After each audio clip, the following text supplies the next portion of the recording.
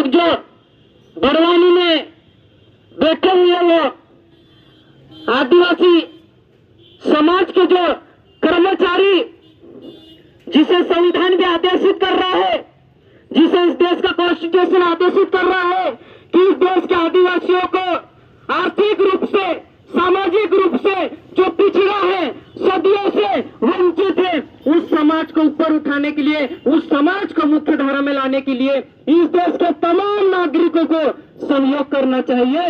लेकिन जो कर्मचारी सहयोग कर रहे थे, जो कर्मचारी आदिवासी समाज को आर्थिक रूप से मजबूत करने का काम कर रहे थे, आज उसी आदिवासी कर्मचारी को ये लोग प्रताड़ित कर रहे हैं। जो लोग इस देश का संविधान का पालन कर रहे थे, आज उन्हीं लोगों को ये लोग प्रताड़ित कर रहे हैं। इसके साथ साथ इस देश के तमाम नागरिकों को दायित्व देता है यह संविधान कि आप लोगों को भी इस देश के 8% आदिवासी समाज को जैसा सिस्टम शहर में है, जैसी स्कूल शहर में, वैसी की वैसी स्कूल गांव में होना चाहिए, जैसा सड़क शहर में, वैसा सड़क गांव में होना चाहिए, यह आपको आदेशित करता है। लेकिन फिर भी ये लोग, देश 77 साल हो चुका है आजाद हुआ, आज तक गांव के क्षेत्रों की विकास की तुलना शहरों के क्षेत्र में करोगे तो मात्र 5% मिलेगा आपको। जो सुविधा शहर में दी जा रही है वही सुविधा गांव में देना है इनको। ये इस देश का संविधान भी बोलता है, लेकिन ये नहीं कर रहे हैं। मतलब ये लोग इस देश के संविधान को नहीं मान रहे हैं, और जो इस देश के संविधान को नहीं मानता, जो इस देश के कॉन्स्टिट्यूशन को नहीं मानता है, वो लोग देशद्रोही होते हैं। होते हैं या नहीं, ये मैं नहीं बोल रहा हूं, इस देश के कानून बोल रहे हैं। तो ये बात समझना पड़ेगा हम लोगों को। जो लोग हमारे देश की व्यवस्था में बैठे हुए हैं, जिन लोगों को दायित्व सौंपा गया है कि इस देश के लोगों को, इस देश के पिछड़े लोगों को, इस देश के सामाजिक रूप से, आर्थिक रूप से जो लोग पिछड़े हैं, उन लोगों को कैसे मुख्य धारा में लाना है, इसके लिए आपको पार्लियामेंट में कानून बनाना चाहिए, ना कि उन लोगों को उजाड़ने के लिए पार्लियामेंट में कानून बनाना चाहिए। लेकिन ये लोग 18 साल से जो मध्य प्रदेश में सरकार है, उन लोगों ने अभी तक ऐसा कोई काम नहीं किया कि आदिवासियों को मुख्य धारा में ला सके। अगर हो तो बता दो मुझे एक आध काम। इन लोगों ने जितने भी कानून बनाए, अब इन लोगों ने एक और बिल लाया था बीच में, एसटी सूची में किसी भी समाज को जोड़ने का काम कर रहे हैं लोग। आदिवासी क्षेत्रों में टाइगर प्रोजेक्ट ला रहे हैं। अभी सागर में आज ही आंदोलन है, वहां पर भी लगभग 9,000 ऐसा कुछ हेक्टेयर जमीन का में प्रोजेक्ट बनने वाला है। तो साथियों, इस बात से आप समझ सकते हो, अभी हमारे दादा बोल रहे थे कि ये लोग कितना करोड़ रुपए बाहर से ला रखे हैं।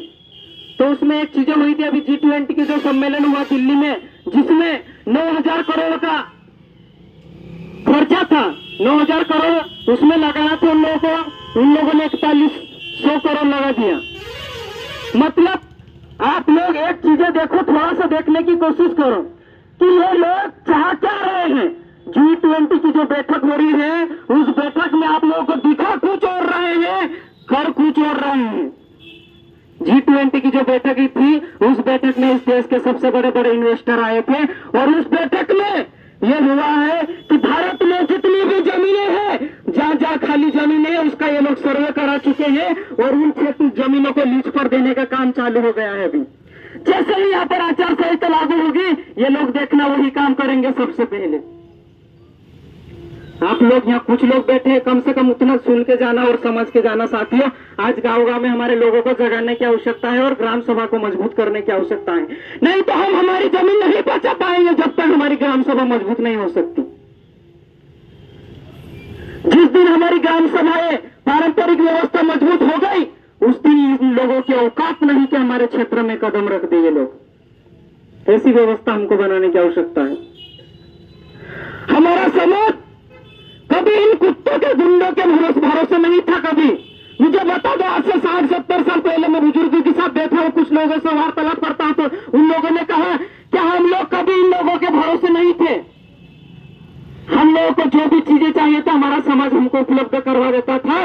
लेकिन आज ऐसी स्थिति आ गई कि आदिवासी समाज 5 किलो अनाज के बदले जिंदा है। है या नहीं? आज हमारे समाज के लोगों के पास खाने के लिए अनाज नहीं है। उनको यदि आप लोग गांव से निकाल दोगे तो वो कहां जाएंगे? कैसे जीवन यापन करेंगे? जो लोग 5 किलो अनाज के भरोसे जिंदा है, आज ये बात कर रहे हैं देश में विकास की। देखो कितना जबरदस्त विकास हुआ है।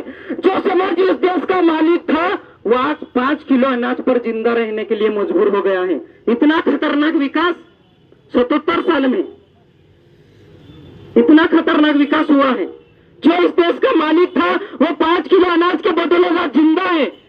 जिस दिन ये आपके अनाज देना बंद कर देंगे, राशन देना बंद कर देंगे, उस दिन आदिवासी अनाज लोग तड़प तड़प के मर जाएंगे, गरीब लोग तड़प तड़प के मर जाएंगे। ये स्थिति इस देश में बना दी गई है। लेकिन समझने वाली बात है, आज जो कर्मचारी, जो अधिकारी पार्टियों की गुलामी कर रहे हैं और खुलेआम बागली विधानसभा से 12 कर्मचारी लाइन में लगे हैं टिकट मांगने के लिए, उनको कोई निलंबित नहीं कर रहा है। भिकनगांव विधानसभा से भी 5-7 कर्मचारी टिकट मांगने के लिए लाइन में लगे हैं और भर खुलेआम मंच पे गमछा बीजेपी का टांग के घूम रहे हैं, उन लोगों को कोई निलंबित नहीं कर रहा है। लेकिन जो लोग इन शोषित पीड़ित वंचित आदिवासियों का सहयोग कर रहे हैं, ऐसे कर्मचारियों को ये बड़वानी से लाखों किलोमीटर, हजारों किलोमीटर दूर फेंक रहे हैं, ट्रांसफर कर रहे हैं। ये सोचने वाली बात है।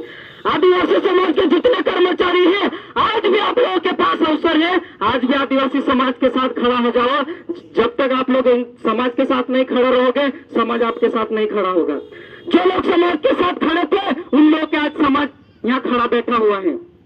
और आगे भी हम कह देना चाहते हैं, जो कर्मचारी हमारा साथ देते हैं और जो नहीं भी देते हैं, उनके साथ ये जेएस के लोग, जेएस के युवा कंधे से कंधा मिलाकर साथ में चलेंगे। जब जब जरूरत पड़ेगी आप लोगों के साथ में हम खड़ा रहेंगे। बस इतनी बात के